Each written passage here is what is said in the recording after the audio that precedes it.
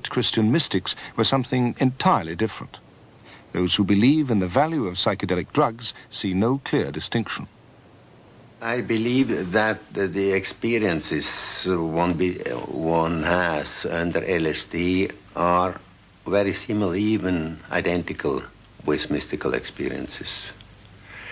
There has been discussion along this with scientists, but if you compare the reports of mystics, of the saints, the text reports with reports on people who had mystical experience under LSD, you cannot find any difference. Can the mystical experience of saints really be duplicated by chemical means? 30 years after R.C. Zehner raised the question, his successors at the University of Oxford are still debating it. One of them is Richard Swinburne of Oriel College, who is Nolloth Professor of the Philosophy of the Christian Religion. Taking drugs to get into the presence of God is barging into the presence of God. And if you just go and have an experience, you're simply not equipped to recognize the experience for what it is and to react to it in the right way.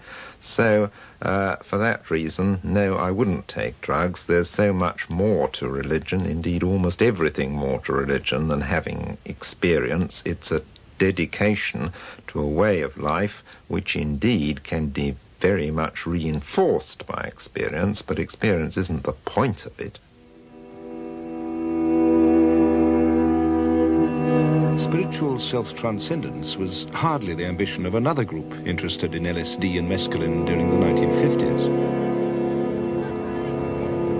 The American government were attracted to hallucinogenic drugs for less savory purposes.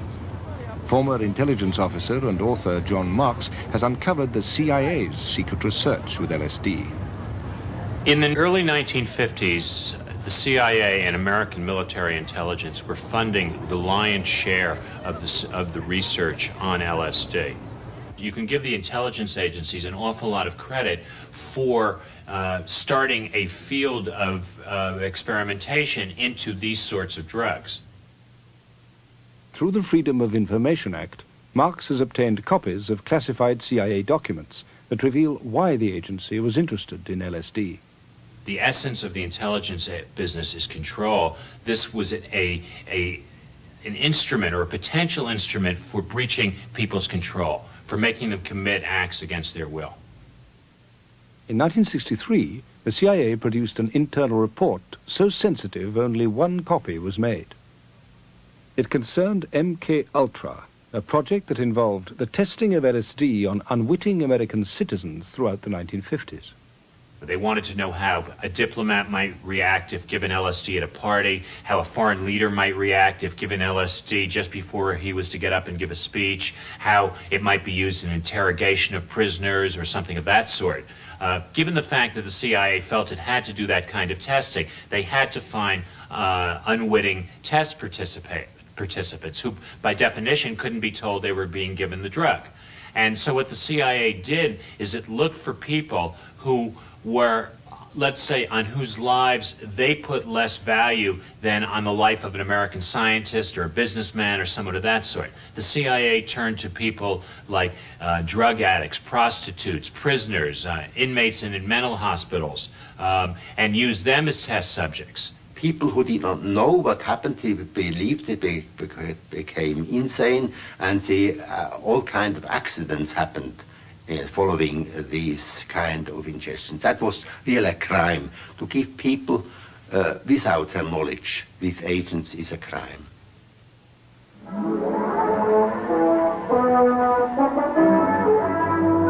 The American military were also experimenting with LSD as a potential weapon. Here is a group of normal soldiers responding correctly to a series of routine drill commands. After receiving a small dose of LSD, they're confused and undisciplined.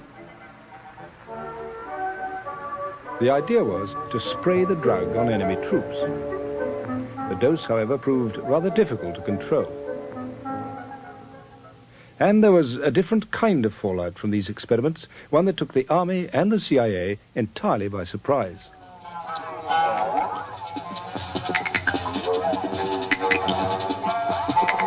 Civilians exposed to LSD began to do strange things. I believe with the advent of acid, we discovered a new way to think. And it had to do with piecing together new thoughts in your mind that produced people like Bob Dylan and John Lennon and William S. Burroughs, that were using new images together in a way that jarred the mind and produced images that were latent in our consciousness, but were not being brought about by reading Vanity Fair or Woman's Home Companion. In 1960, CIA-funded researchers at the Menlo Park Hospital in California were paying students $40 a day to take LSD. One volunteer was Ken Kesey, psychedelic folk hero, author of One Flew Over the Cuckoo's Nest, and today a farmer in Oregon. You were in a little room pretty much by yourself. There was a window with wire grating on it, and through that window you could look out and see a lot of people out there who understood a whole lot more what you were going through than these doctors.